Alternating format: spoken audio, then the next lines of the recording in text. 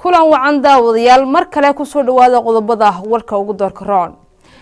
gudoomiyaha baarlamaanka dowladda federaalka Soomaaliya Maxamed Mursal Sheekh Cabdiraxmaan ayaa shir gudoominayay kulanka 11aad ee golaha shacabka waxaa looga dooday qodobo ay ka mid yihiin hindisaha sharciyeedka nashqadeynta magaalooyinka Soomaaliya waxaana warbixin laga dhageystay wasiirka wasaaradda hawlaha guud wariyahana halkaas inooga soo warrama sheekaye ayaa warbixintan inoo soo diray kalfadhiga afaraad kulankiisa 11aad ee golaha shacabka ayaa maanta waxa warbixin looga dhageystay wasiirka wasaaradda hawlaha guud ee xukuumadda federaalka Soomaaliya Mudane Cabdifataax Geese kulanka oo uu shir gudoominayay gudoomiyaha golaha shacabka Maxamed Mursal Sheekh Cabdiraxmaan ayaa waxa soo xaadiray 151 xildhibaan iyadoo ajandaha kulankana uu ahaa aqrinta koowaad ee hindisa sharciyeedka nidaaminaya naqshadeynta magaalooyinka horumarinta iyo maamulka dhulka ugu horeyn waxa kulanka furay gudoomiyaha golaha shacabka Maxamed Mursal Sheekh Cabdiraxmaan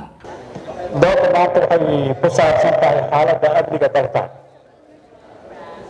sida xeeroosaadka uu qabo xildhibaan walba fikirkiisa iyo aragtidiisa waa in lagu ixtiraamaa sida xeeroosaadka uu qabo ajandaha waa inaan maadaama amniga aan ka hadlayno ajandaha inuu ku koobnaado amniga wixii ka baxsan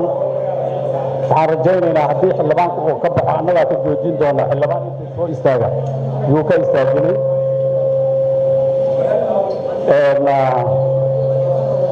marka hore waxaan ku wareejinayaa habdhowraha nuux si warbixin uu nooga siiyo amniga xarunta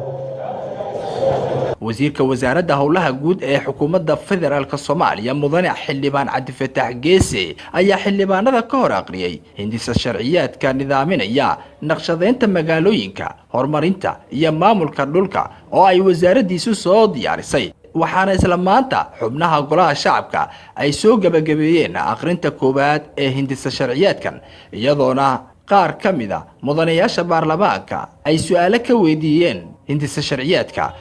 caasimada oo ahayd meelaha ugu dhibka badan marka waxaan gacanta ku hayaa waa qorshihii iyo barnaamijka ay xukuumadda inoo keentay xilligii aynu ansixinay waxaa ku qoran hadafka xukuumaddu wuxuu noqon doonaa waxqabad adeeg hufan iyo isbeddel wanaagsan oo saameeya dhammaan shacabka Soomaaliyeed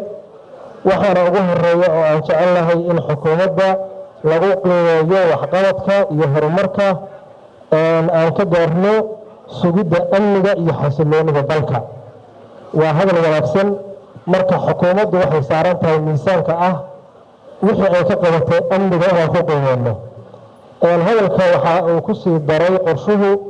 waxaa la gaaray xilligii lasoo afjari lahaa falalka argagaxa iyo amni darrada waxaan qaadi doonaa tillaabooyin cadcad qorshe midaysan iyo hannaan ay shacabku ku kalsoonaan karaan hay'adaha amniga oo u dareeri doona sidii natiijooyin la taaban karo waxay la tahay marka 18 bilood kadib inayna sugi karin qorshe kale oo loo soo wado marka wuxuu noqon karaa xalku in xukuumaddu ay marka dadka Soomaaliyeed ee fursad siiso oo ogolaato inay ayahooda ka tashato ugu dambeyn gudoomiyaha baarlamaanka federaalka Soomaaliya Mudane Maxamed Mursal Sheekh Cabdiraxmaan oo kulanka soo xidhay ayaa sheegay in loo xilsaaray guddiga hawlaha guud oo hawshani iyagu loo xilsaaray runtii waxaan aaminsanahay qof walba waqti ku filan uu helay oo uu fikirkiisa uu ku cabiro iyo kaga warbixiyo xaaladda maanta wadanka uu marayo dhammaantiin waa ku mahadsantiin berrito waxay aad guddiyada inay shiraan laakiin waxaan u wareejinay